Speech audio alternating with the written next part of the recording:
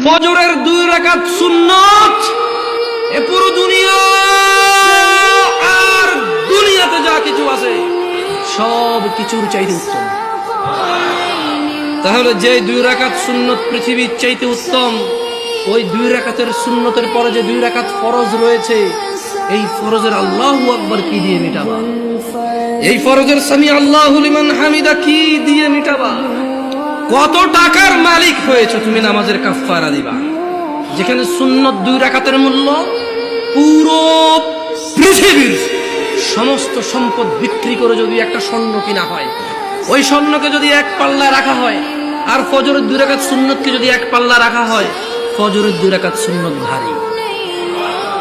ওই সুন্নত এত ভারী হলে ওই ফজরের নামাজের ফরজ যেটা তুমি ঘুমের মধ্যে কাটিয়ে দাও, ওই 2 রাকাত ফরজের আল্লাহু আকবার সামি আল্লাহু লিমান হামিদা আত-তাহিয়াতু সুবহান রাব্বিয়াল আযীম সুবহান রাব্বিয়াল আলা কি দিয়ে কিনবা? তুমি কি কয় টাকার মালিক হয়েছে যে 2 রাকাত সুন্নতি পুরো পৃথিবীর চাইতে উত্তম?